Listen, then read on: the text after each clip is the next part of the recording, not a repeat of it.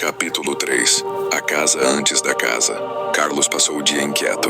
Não era medo, era incômodo. A frase de Clara não saía da cabeça. Aqui não é mais. Se não era mais, então já tinha sido outra coisa. Naquela tarde, ele decidiu ir até a imobiliária. Perguntou casualmente sobre o histórico do imóvel. A corretora hesitou por um segundo a mais do que o normal. É uma construção antiga. Passou por reformas grandes há uns 20 anos. Antes disso, o que era? Residencial mesmo. Mas o olhar dela desviou. Carlos percebeu. E aquilo o incomodou mais do que qualquer ruído noturno. A pesquisa. Naquela noite, depois que todos dormiram, ele começou a pesquisar registros antigos da região. A casa era muito mais antiga do que aparentava.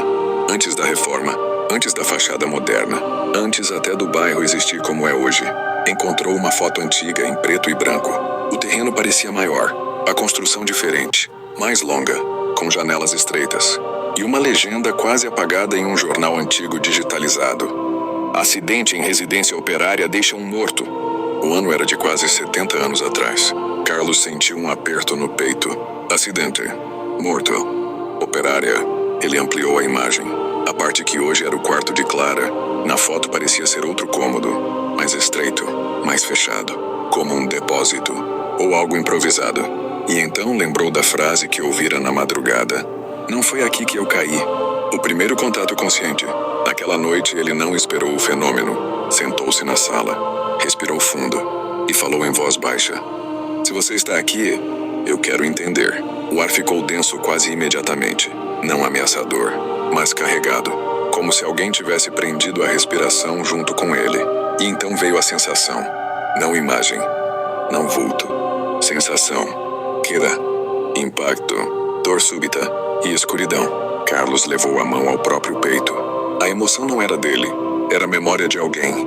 E pela primeira vez ele entendeu algo fundamental. O espírito não sabia que estava morto, porque a morte tinha sido brusca, sem despedida, sem compreensão, sem tempo. Capítulo 4. O quarto que não existe mais. Clara voltou a falar do moço na terceira manhã, mas dessa vez com mais clareza. Ele acha que o quarto dele ainda está ali. Onde, filha? Ela apontou para a parede do próprio quarto. E do outro lado? Carlos mediu a parede mentalmente. Do outro lado ficava apenas o corredor. Mas a planta antiga da casa era diferente.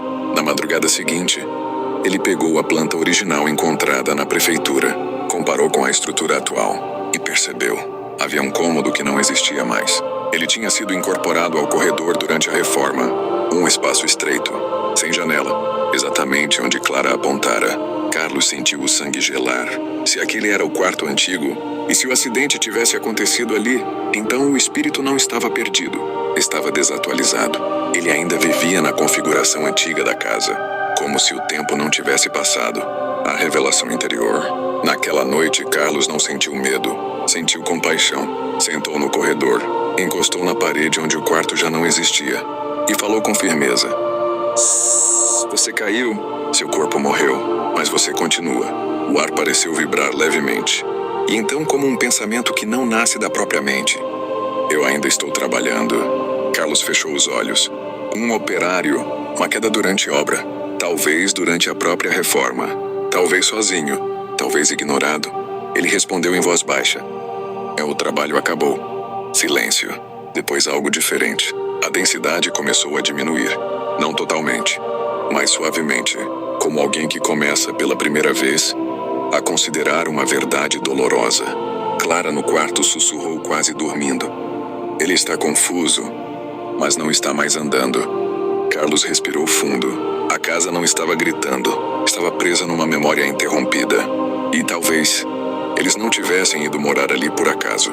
Aí, vai querer saber como termina essa história? Aí só se inscrevendo no canal, porque todas as histórias completas a gente posta lá. E se você curte esse tipo de conteúdo, vem muito mais por aí.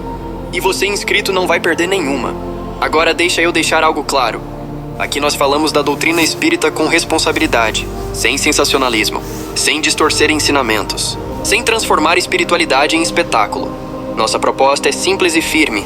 Trazer histórias envolventes, muitas baseadas em princípios e relatos reais, para ensinar espiritismo de forma clara, acessível e profunda ao mesmo tempo. A gente acredita que a verdade espiritual não precisa ser pesada para ser séria.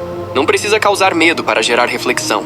Aqui você aprende sobre reencarnação, lei de causa e efeito, vida após a morte e responsabilidade espiritual, de um jeito que faz sentido. Então se inscreva no canal. Deixe o like para fortalecer esse conteúdo. Comente sua visão sobre essa história. E compartilhe com quem busca entendimento, não sensacionalismo. Porque aqui não é apenas entretenimento. É conhecimento espiritual transmitido com consciência. E toda a história que contamos tem propósito.